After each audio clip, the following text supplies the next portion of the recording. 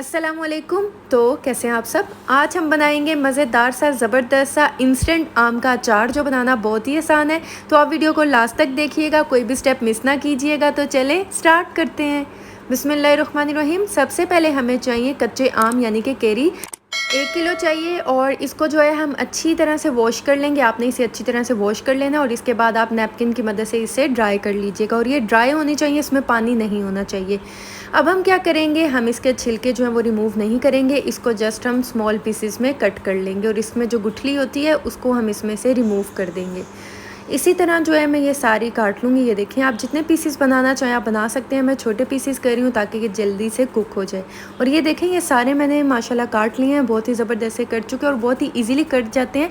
लेकिन अगर आप बाज़ार से इसे कटवाना चाहते हैं और जहाँ पर कच्चे आम मिलते हैं वो खुद भी आपको काट के दे सकते हैं। और इसके बाद हमें कुछ मसाले चाहिए। यहाँ पर हमें चाहिए मेथी दाना 1.5 टेबल स्पून चाहिए, और यहाँ पर हमें चाहिए सौंफ 2.5 टेबल स्पून हम इसमें सौंफ ऐड कर देंगे। और यहाँ पर हमें चाहिए राई दाना 2 टेबल स्पून, ये क्रश करके मैं ऐड करूँगी, लेकिन अभी मैंने इसे क्रश नहीं किया, आपको मैं दिखा रही हूँ।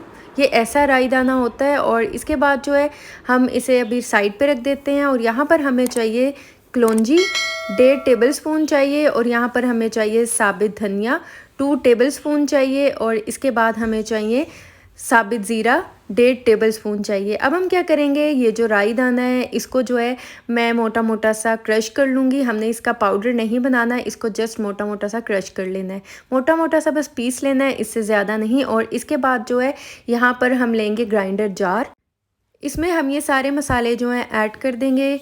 और इसके बाद जो है हमने इसे ग्राइंड कर लेना है। हमने इसका पाउडर नहीं बनाना, इसको जस्ट मोटा मोटा सा हमने ग्राइंड करना है कि ये अच्छी तरह से ग्राइंड भी हो जाए और पाउडर भी ना बने। और ये देखें, इस तरह का हमें ये चाहिए। अभी हम क्या करेंगे, इसे हम साइड पे रख देंगे।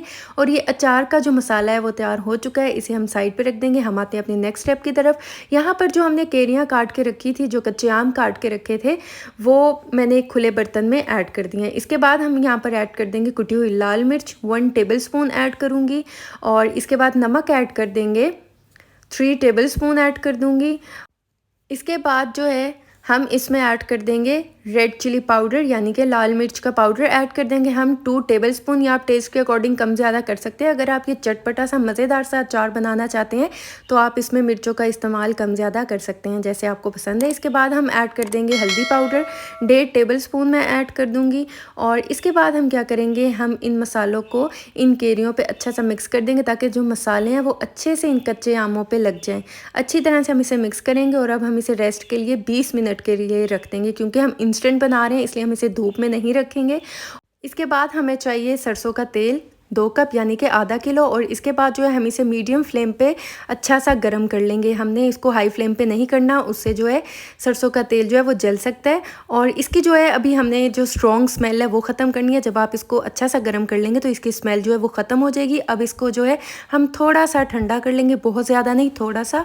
और इसके बाद जो है हम इसमें ऐड कर देंगे राई दाना 1 टेबल स्पून ऐड कर दूँगी। और इसके बाद जो है हम इसमें ऐड कर देंगे लहसुन जो है ये बारीक लहसुन है, देसी लहसुन है, 1/2 कप मैं इसमें ऐड कर रही हूँ।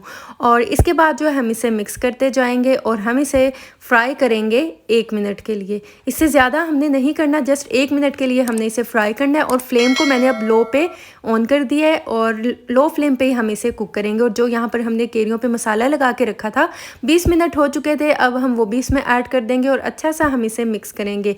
हमने इसे ज़बरदस्त सा मिक्स कर लेना। मिक्स करने के बाद हम इसमें जो हमने अचार मसाला बनाया था वो हम इसमें ऐड कर देंगे। वो भी ऐड करने के बाद इसे हम अच्छा सा मिक्स कर देंगे। और अगर अभी तक आपने मेरे चैनल को सब्सक्राइब नहीं किया तो मेरे चैनल को सब्सक्राइब कर दे, वीडियोस को लाइक कर दे, साथ में लगे बेल आइकन के बटन को ज़रूर प्रेस कर दे ताकि आपको मेरी हर आने वाली न्यू वीडियो का नोटिफिकेशन सबसे पहले मिल सके।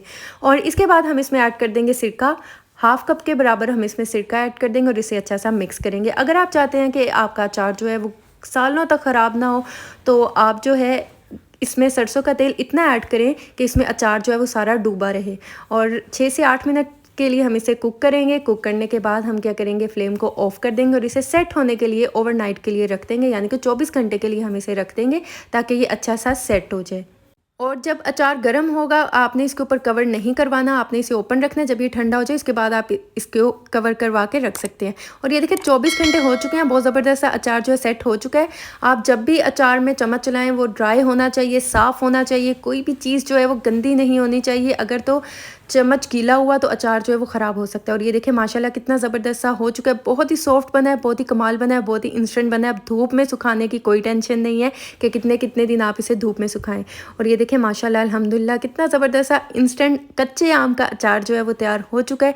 बहुत ही ज़बरदस्त बना है, बहुत ही कमाल बना है। अब आपको बाज़ार से केमिकल वाले अचार लाने की ज़रूरत नहीं है। अब आप घर में बहुत ही ईज़ी चीज़ों से, जो घर में पड़ी चीज़ें होती हैं, आप ईज़िली बना सकते हैं। और आप इस अचार को ड्राई जार में स्टोर करके 6 से 7 महीने के लिए रख सकते हैं। और अभी जो है बहुत ही मज़ेदार सी कच्ची केरियों का मौसम है, कच्चे आम का मौसम है, तो आप ये बाज़ार से लाएँ और मज़ेदार सा अचार घर में बनाएँ, क्योंकि घर में बनाना बहुत ही आसान है। और ये देखें माशाल्लाह कितना ज़बरदस्त सा हो चुका है। और ये देखें यहाँ पर मेरे पास एक ड्राई जार है और इसमें हम ये अचार जो है सारा ऐड कर देंगे। और इस बात का ख्याल रखिएगा जब आप अचार बनाएँ, सरसों का तेल जो है वो ज़्यादा होना चाहिए, उसमें अचार जो है सारा डिप होना चाहिए, ऊपर तक सरसों का तेल होना चाहिए, जैसा कि आप देख सकते हैं जो मैंने जार में ऐड किया है इस तरह होना चाहिए। इससे जो है आपका अचार सालों तक ख़राब नहीं होगा, बहुत ज़बरदस्त बनेगा।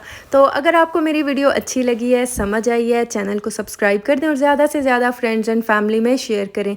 तो आप इसे ज़रूर ट्राई कीजिएगा और मुझे फ़ीडबैक दीजिएगा, दुआओं में याद रखिएगा। मिलती हूँ नेक्स्ट वीडियो में, तब तक के लिए अल्लाह हाफ़िज़।